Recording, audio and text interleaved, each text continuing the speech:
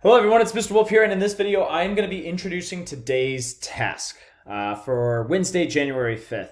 So the first thing I want to do is actually go over the work that we worked on yesterday. All right. So if you guys head to page, what was it? Carried it to page 4, page 2 through 4 was the work. So this is going to be on page 3. I'm assuming you were able to take good notes on page 2. So this is on page 3. And after looking at simulation number 1, I think this is a really good way of showing what the individual molecules are doing.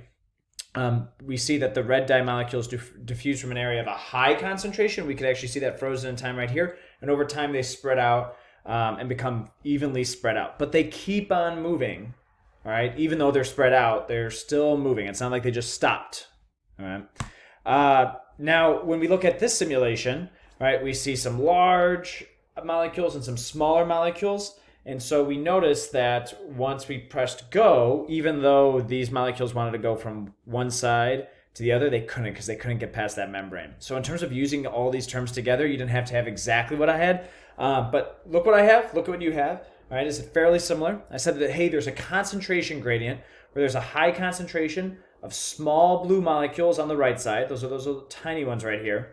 And they are able to diffuse past the semi-permeable membrane, all right, to the other side to reach equilibrium, right? If you almost like ignore the large molecules and we just look at the small ones, there's about an even amount of small molecules percentage-wise on the left side compared to the right. And then I started talking about the other molecules.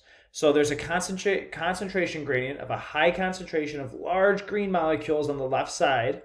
All right. However, the membrane is semi-permeable, meaning that they cannot pass through to reach equilibrium. So I still have that high concentration here of those large green molecules. All right. Even though they'd like to go to the right side, they just can't fit through that membrane. All right. Now, I know page 4s, in the past, sometimes this can be a little bit tricky, but I think once you see the answers, you're like, okay, I could do this if I get similar problems like this in the future. So here's our before. We have just a high concentration of stars or molecules here.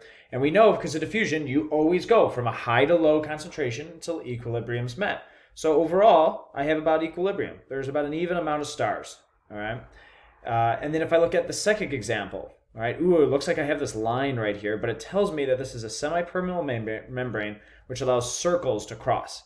So here I have a high concentration of circles, low concentration of circles. So my molecules are going to want to move from a high to the right, low concentration, until there's an even amount on both sides.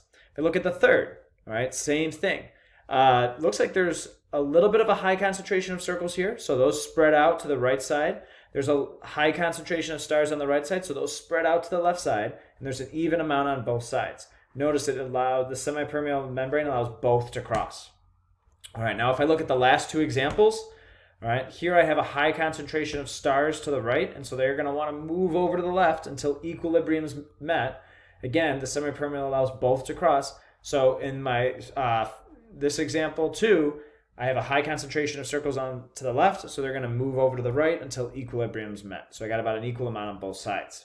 Now this is an interesting scenario. This one only allows stars to cross, not circles. So I have a high concentration of circles on the right, low concentration on the left, so they're going to move over until equilibrium's met. Now notice that there's 9 stars, so you could have had maybe 5 on one side, 5 on the other. It doesn't matter, because remember, these molecules are always moving around, all right? And then circles, they want to go from a high on the left side to a low concentration on the right side, but they can't get through that semi-permeable membrane, so I just drew the same amount of circles on both sides since they can't travel, all right? So this is how molecules move in and out of a cell. And even though it kind of seems, I thought in high school, I was like, why are we learning this? How molecules move from one cell to another or across a cell is essentially how all of your cells function. All right. Once I started to realize that, I was like, wow, like everything is just, it can be explained by how molecules are moving across membranes. So that's why we're talking about this. So today we're going to work on the scientific practice of planning investigations.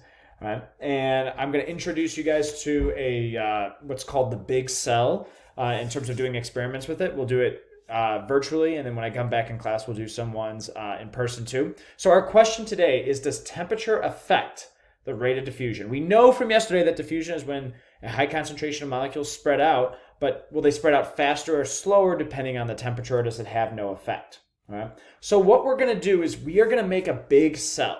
All right. We're going to use something called dialysis tubing. All right. You can kind of see the bottom half right here. It's a tubing that actually it's semi-permeable. It allows some molecules to go through and it blocks others. All right. So it's a really good way of kind of mimicking how a cell works.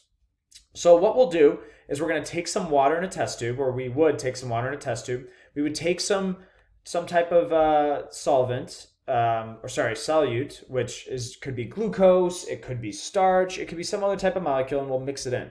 If we take glucose, it's literally like we're making Kool-Aid. Right? And so now we have this sugary solution, Kool-Aid-like solution. And what we could do is we could take this dialysis tab. I'll show a video in just a second. We could tie it together, all right, make it like a cell, and we could just add this glucose solution in right here. All right, so I'm going to show you guys a video of what this looks like. I'm going to try to speed up certain parts. All right. But let's say we have a beaker, all right? The ones we would use in class would be the smaller beakers. I don't want you guys to get mixed up with the beaker we're going to use for our experiment and then the beaker we're going to use to make our big cell. This should be the thin beaker that we're going to make to use our big cell. So notice this person is taking the dialysis tubing, all right? It normally just looks kind of flat like this, and then they're going to twist it almost like one of those like old school candies, all right? And then tie where they twisted it. So that's going to prevent any water from going in or out of that part, that bottom part. All right. And then this person is just kind of opening it up, all right, making an opening. And then they're going to take this solution. Now it looks clear, it looks like water, but they actually dissolved glucose in here. So this is like Kool-Aid essentially. And they're going to put that glucose solution, that Kool-Aid in here and fill it up. All right, so I'm going to kind of go a little bit forward where he makes those attempts. So we can see that this is filled with glucose solution here. The person's going to tie it back together or twist it at the top, tie it together, and so that way the solution just can't go out the bottom or the top. But remember, it's semi-permeable, all right? So some things can go in out of the membrane, all right, including water and some other smaller molecules. All right, so we're actually going to model, one other thing. You know what? I'm going to skip this slide for now. We're going to model what would happen in our experiment if we had tubing, all right, this dialysis tubing, all right? Remember, dialysis is just a fancy way to say this clear tubing, all right, with glucose solution in it, all right? And let's say I wanted to measure diffusion. So beforehand, let's say I just made my big cell, just like we saw in the video, and here I'm going to model glucose molecules as just these circles. I'm actually not going to model water molecules. We can imagine the whole space itself right here and right here in the cell is water. So I'm just going to model the glucose molecules. And so this is beforehand. All right, it's got to essentially say the outside of the cell is 100% water, and in the inside of the cell is 20% glucose, 80% water. So we have a high concentration of glucose in the big cell. All right, and then the question is, well, what's going to happen next? Well, we know because of diffusion, things want to go from a high to low concentration. So we know this glucose wants to spread out, right? The question is, can it spread out? And I'll tell you, yes. Like a dialysis tubing has small enough holes and glucose is small enough that it allows glucose to pass out. So eventually what would happen is glucose would leave our cell like this, all right? Now the problem is that glucose is clear, all right, or at least glucose dissolved in water is clear. So how do we know that glucose dissolved out? And how do we know if glucose dissolves faster or slower depending on the temperature, right, of our solution? So this is where I'm going to go back to our glucose testing strips. And we'll work on these in class when I return. But essentially, we just put these strips in water on the outside of the beaker, and they'll change colors, kind of like pH paper in a way, right? But we're not measuring pH. We're actually measuring the amount of glucose. And blue is 0, and then as we get darker more towards red, we're going to have a higher concentration of glucose. So that's a way that we could actually measure to see if glucose is present without actually seeing glucose. All right. So you're actually gonna plan this experiment on page 6. All right. We have all our materials here.